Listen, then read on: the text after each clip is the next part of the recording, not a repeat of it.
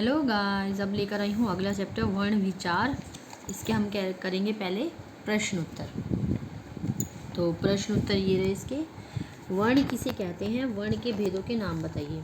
भाषा की सबसे छोटी इकाई जिसे और अधिक खंडों में न विभक्त किया जा सके वह वर्ण कहलाती है। वर्ण के भेद, वर्ण के दो भेद होते हैं, स्वर और व्यंजन। द्वितीयक व्यंजन किसे कहते हैं, उदाहरण सहित बताइए। दो समान व्यंजनों के मेल से बने व्यंजन द्वितीयक व्यंजन कहलाते हैं, जैसे क, सिक्का, च, बच्चा। वर्णमाला में ऊष्म व्यंजन कौन कौन से हैं, श, स और ह। इसमें अगला क्वेश्चन है, सही शब्द छांटकर खाली स्थान भरो। वर्णों के क्रमिक और निश्चित समूह को वर्णमाला कहते हैं। भाषा की सबसे छोटी इकाई को वर्ण और अक्षर कहते हैं। व्यंजनों का उच्चारण स्वरों के बिना नहीं हो सकता। क से म तक के वर्ण स्पर्श व्यंजन कहलाते हैं। निम्नलिखित संयुक्त व्यंजनों के दो दो शब्द बनाइए। श, क्षत्रिय, कक्षा। ज्ञ, ज्ञानी और यज्ञ।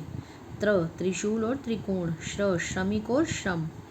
निम्नलिखित द्वितीयक व्यंजनों के दो दो शब्द बनाइए। ट, पट्टी, खट्टा। त, पत्ता, गत्ता। क, मक्का, सिक्का। द, गद्दा, राजगद्दी। वर्ण विच्छेद कीजिए यथाशक्ति। ये गाइज आप अपने आप कर लीजिएगा, बहुत इजी है। उसके बाद अगला मैं बाकी सारे बता देती हूँ। सहायता, स, अ, ह प्लस आ प्लस य प्लस अ प्लस त प्लस आ। परिश्रम, प प्लस अ प्लस र प्लस ई प्लस श प्लस र प्लस अ प्लस म प्लस अ।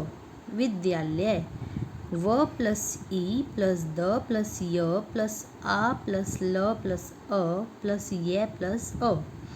किताब, क, ई, त, आ, ब, अ। कर्मठ, क, अ, र, म, अ, ठ, अ। कृतज्ञ, कृ, क, री, त, अ, ज, अ, न। उसके बाद अगले क्वेश्चन है, ये क्वेश्चन नंबर 5 है। स्वर और व्यंजन को परिभाषित कीजिए। स्वर, जिन वर्णों का उच्चारण किसी अन्य वर्ण की सहायता के बिना किया जाता है वे स्वर कहलाते हैं। व्यंजन, जिन वर्णों का उच्चारण करते समय मुख से निकलने वाली वायु रुकावट के साथ बाहर निकलती है और उनके स्पष्ट उच्चारण में स्वरों की सहायता लेनी पड़ती है, उन्हें व्यंजन कहते हैं। अगला क्वेश्चन है, संयुक्त व्यंजन में संयुक्ताक्षर क्या है। संयुक्त व्यंजन, दो भिन्न व्यंजनों के मेल से बने व्यंजन संयुक्त व्यंजन कहलाते हैं, जैसे क, श, अ इज इक्वल टू श, क्षत्रिय। त प्लस र प्लस अ, त्र यानी पत्र। ये गाइस जो वर्ण विच्छेद हैं ये आपको याद करने पड़ेंगे। जब तक आप याद नहीं करेंगे तो आपको कुछ भी समझ में नहीं आएगा। इसका अगला क्वेश्चन है,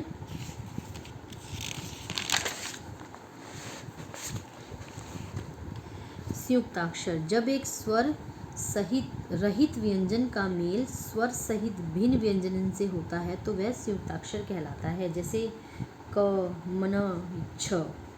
अगला, अयोगवाह किसे कहते हैं। अयोगवाह कौन कौन से हैं। अयोगवाह ऐसे वर्ण जिनमें स्वर एवं व्यंजन दोनों के गुण पाए जाते हैं, उन्हें अयोगवाह कहते हैं। अयोगवाह दो होते हैं, अ और अ। प्लुत स्वर व दीर्घ स्वर में अंतर बताइए। प्लुत स्वर, जिन स्वरों के उच्चारण से ह्रस्व स्वर से लगभग तिगुना समय लगता है उन्हें प्लुत स्वर कहते हैं, जैसे ओम, भैया।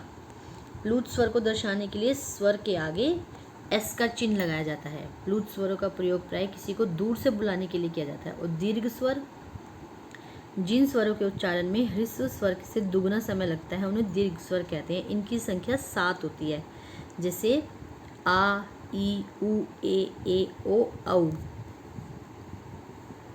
अगला क्वेश्चन है, शुद्ध वर्तनी लिखने के लिए व्याकरण का ज्ञान होना क्यों आवश्यक है। ये गाइस इंपॉर्टेंट क्वेश्चन है, ये आप कर लीजिएगा पक्का। व्याकरण शुद्ध एवं अशुद्ध शब्दों का विस्तृत ज्ञान देकर उचित प्रयोग करना सिखाता है। व्याकरण शिक्षण विद्यार्थी को भाषा के शुद्ध रूप को समझने एवं पहचानने में समर्थ बनाता है। आगे हम बुक में से करेंगे।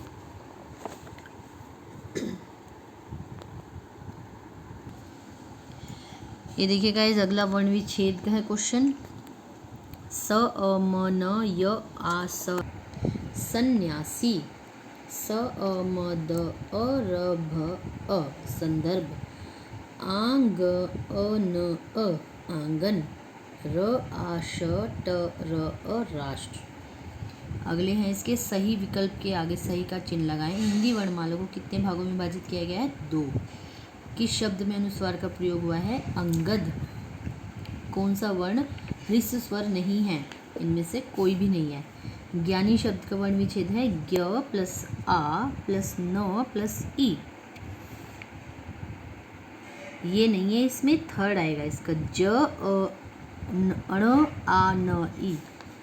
महाराज शब्द का वर्ण विच्छेद है म अ ह आ र आ ज अ महाराज।